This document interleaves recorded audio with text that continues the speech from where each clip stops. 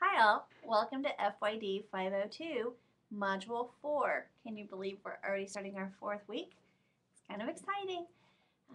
This is a week with a couple of milestones. First of all, this will be the first week that you do your theory reviews. So please make sure to, as you read this week about the theories that you're going to be covering, make sure you take notes and start putting those into a little review. And this is also a week where I'm gonna have you guys do two discussion questions.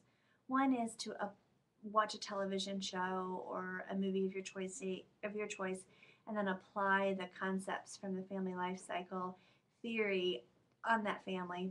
And then the other one is I want you to create a genogram. I don't know how many of you are familiar with genograms. If you are, then this should be a pretty easy assignment for you. If you're not, I've put up a PowerPoint that kind of explains what a genogram is. I've also put up a link in the book to the genogram site, so you can really go in and learn a little bit. You can even download some free software for 30 days.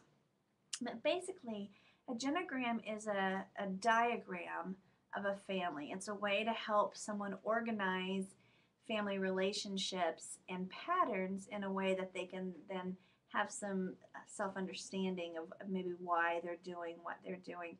And I have found when I was a marriage and family therapist, of course, it was a diagnostic tool that I used often with families just to kind of help them see the patterns that I was seeing. But in psychoeducation and even in just sort of some parenting work, I've done this genogram with many families, and it's quite an eye-opener.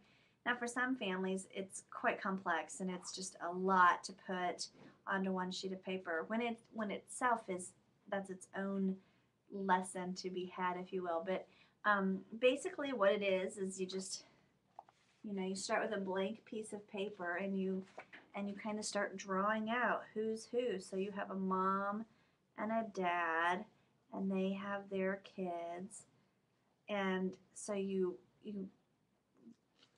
draw out a representation. So you have, right here you have a mom, over here you have a dad, and these guys have 4 kids. So for me, this would be my dad and my mom, and these would be my 3 siblings and myself.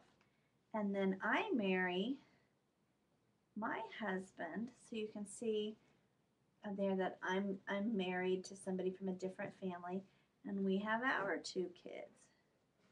And we have 2 little girls. So you can see there's 2 generations right there. Now my husband was also married one time, no longer married, so we put the little line through that marriage, but he has 2 kiddos.